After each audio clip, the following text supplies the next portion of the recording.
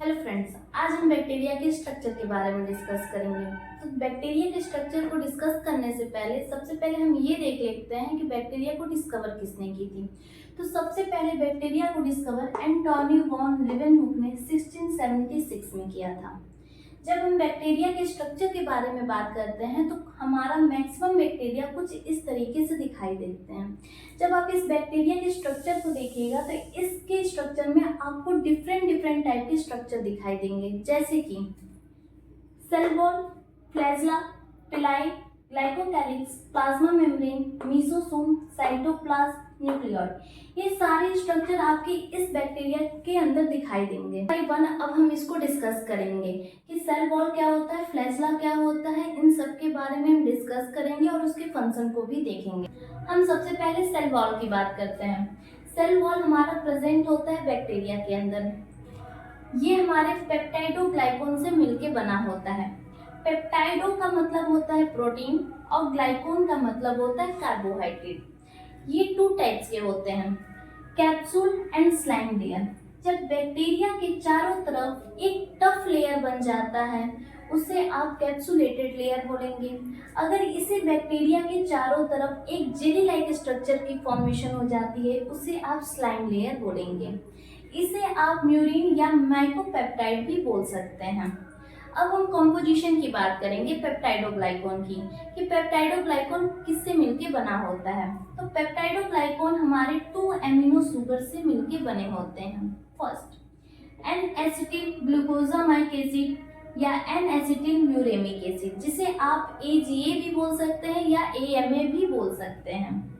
अब हम फंक्शन की बात करते हैं सेल वॉल की। तो फर्स्ट फंक्शन ये होता है कि प्रोवाइड बैक्टीरिया सेप, या बैक्टीरिया के एक सेप को प्रोवाइड करती है। सेकेंड, प्रोटेक्शन फ्रॉम इन्वायरमेंट, यह बैक्टीरिया को इन्वायरमेंट से बचाने का भी काम करती है। अब हम बैक्टीरिया के सेकेंड पार्ट की बात करते हैं, जिसे हम सेल मेम्ब्रेन बोलते हैं।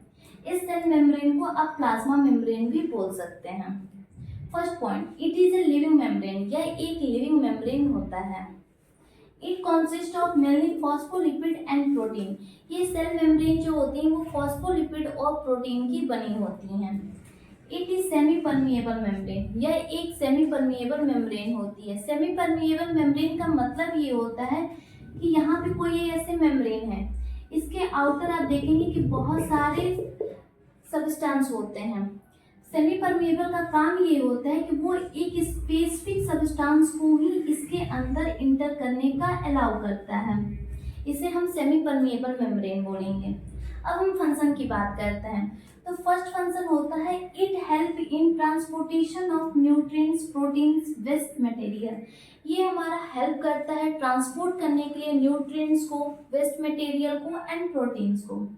फॉर्मेशन ऑफ सेल वॉल, ये सेल मेम्ब्रेन जो होती है वो सेल वॉल के फॉर्मेशन में भी हेल्प करती है। Help in respiration, photosynthesis and lipid formation. Cell membrane जो होती है वो हमारे lipid formation, respiration and photosynthesis में भी हेल्प करती है। अब हम बैक्टीरिया के तीसरे स्ट्रक्चर की बात करते हैं, फ्लैजला। फ्लैजला जो होता है वो long cylinder thin hair like structure होता है। जब आप फ्लैजला को देखेंगे तो वो एक पतला सिलेंडर और हेयर लाइक स्ट्रक्चर होता है। It is made up of flagellin protein. Flagella जो होता है वो एक फ्लैजलिन प्रोटीन से मिलके बना होता है। It is made of 3 part. Flagella जो होता है वो 3 पार्ट में डिवाइडेड होता है। First, basal body, hook and filament. आप यहाँ देखेंगे तो ये पार्ट जो होती है वो बेसल बॉडी होती है, ये जो पार्ट होती है वो हुक होती है और ये जो पार्ट होती है वो फिलामेंट होता है। तो फ्लैजला हमारे 3 पार्ट से मिलके बने होते हैं, basal body, hook and filament. अब हम फंक्शन की बात करते हैं। फंक्शन जो होता है वो फ्लैजला का वो हेल्प करता है मोटिलिटी ऑफ बैक्टीरिया। इसका मतलब ये कि बैक्टीरिया को मूव करने में ये फ्लैजला हेल्प करता है। It help in locomotion of bacteria, bacteria को एक जगह से दूसरे जगह पे मूव करने में बैक्टीरिया को हेल्प करता है फ्लैजला। अब हम बैक्टीरिया के चौथे स्ट्रक्चर की बात करते हैं, पिलाई।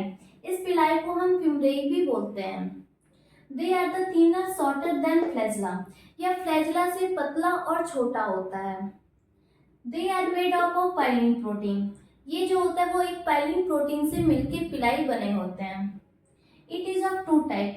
पिलाई जो होते हैं वो दो तरीके के होते हैं, सेक्स पिलाई और अटैचमेंट पिलाई। सेक्स पिलाई का काम हमारा हेल्प करता है रिप्रोडक्शन में, और अटैचमेंट पिलाई का हेल्प करता है अटैच द बैक्टीरिया। इसका मतलब ये कि दूसरे बैक्टीरिया से अटैच होने का काम हमारे अटैचमेंट पिलाई का होता है। अब फंक्शन की बात करते हैं। इट हेल्प इन रिप्रोडक्शन, ये हमारे रिप्रोडक्शन में हेल्प करते हैं। Second, it help in attachment, ये हमारे दूसरे बैक्टीरिया से अटैच होने में हेल्प करते हैं। जैसे अगर दो बैक्टीरिया आपस में अटैच हो जाते हैं, उनके बीच में कॉन्जुगेशन ट्यूब बन जाती है, और सेक्स पिलाई के थ्रू एक बैक्टीरिया से डीएनए हमारे दूसरे बैक्टीरिया में ट्रांसफर हो जाता है। अब हम बैक्टीरिया के पंचवें स्ट्रक्चर की बात करते हैं, मीसोसोम। मीसोसोम हमारे special structure of bacteria. Mesosome जो होता है वो बैक्टीरिया का सबसे स्पेशल स्ट्रक्चर होता है। Formation inner folding of plasma membrane, ये हमारे प्लाज्मा मेम्ब्रेन के इनर फोल्डिंग की वजह से हमारे मीसोसोम की फॉर्मेशन होती है। अब फंक्शन की बात करते हैं। It provide extra space for respiration, excretion and reproduction. Extra space provide करने की वजह से ये हमारे हेल्प करते हैं रिस्पायरेशन में, एक्सक्रीशन में एंड रिप्रोडक्शन में। इसका मतलब ये है कि हमारे यहाँ पे आप देखेंगे कि जब हमारे प्लाज्मा मेम्ब्रेन इनर फोल्डिंग करते हैं तो इसमें स्पेस, एक्स्ट्रा स्पेस प्रोवाइड करते हैं, जिसकी वजह से ये हमारे हेल्प करते हैं रिस्पायरेशन में, एक्सक्रीशन में एंड रिप्रोडक्शन में। हमारा सेकंड फंक्शन ये होता है कि एनर्जी प्रोडक्शन, ये हमारे एनर्जी प्रोडक्शन में भी हेल्प करते हैं। थर्ड, समटाइम फोटोसिंथेसिस, ये कभी कभी हमारे फोटोसिंथेसिस में भी हेल्प करते हैं। हम अब बैक्टीरिया के चौथे स्ट्रक्चर की बात करते हैं, plasmid. It is extra chromosomal circular DNA. Extra chromosomal circular DNA का मतलब ये है, एक्स्ट्रा मतलब अधिक, क्रोमोसोमल मतलब डीएनए, सर्कुलर मतलब सर्किल के फॉर्म में हमारे बैक्टीरिया के अंदर प्रेजेंट होता है। अब हम फंक्शन की बात करते हैं। It also contain genetic material, plasmid जो होता है वो जेनेटिक मटेरियल को कॉन्टेन करता है। Second point, provide antibiotic resistant, यह प्रोवाइड करता है एंटीबायोटिक रेसिस्टेंट। एंटीबायोटिक रेसिस्टेंस का मतलब ये हुआ कि जब हम कोई मेडिसिन लेते हैं तो वो मेडिसिन हमारे सेंटर पे जो डीएनए प्रेजेंट होता है केवल उस पर इफेक्टिव करता है, हमारे प्लाज्मिड पे इफेक्टिव नहीं कर सकता है। Third point, help in pathogenicity. Pathogenicity का मतलब ये होता है कि जो डिजीज कॉज करते हैं, जब हमारा कोई मेडिसिन प्लाज्मिड पे इफेक्टिव नहीं होगा तो वो क्या करेगा, वो इजिली डिजीज को कॉज कर सकता है। अब हम बैक्टीरिया की 7 स्ट्रक्चर की बात करते हैं, न्यूक्लियोइड। न्यूक्लियोइड क्या होता है, bacteria chromosome is not enclosed by any membrane. इसका मतलब ये है कि बैक्टीरिया का जो क्रोमोसोम है वो किसी भी मेम्ब्रेन से घिरा नहीं होता है, उससे आप न्यूक्लियोइड कहेंगे। बच्चे अक्सर कंफ्यूज होते हैं न्यूक्लियस में या न्यूक्लियोइड में। तो न्यूक्लियोइड क्या होता है, जब कोई क्रोमोसोम किसी भी मेम्ब्रेन से घिरा नहीं होता है उसे आप न्यूक्लियोइड बोलोगे। और न्यूक्लियस क्या होता है, जब किसी एक मेम्ब्रेन से वो पूरे चारों तरफ से घिरे होते हैं उसे हम न्यूक्लियस कहते हैं। Bacterial chromosome is made of double stranded DNA.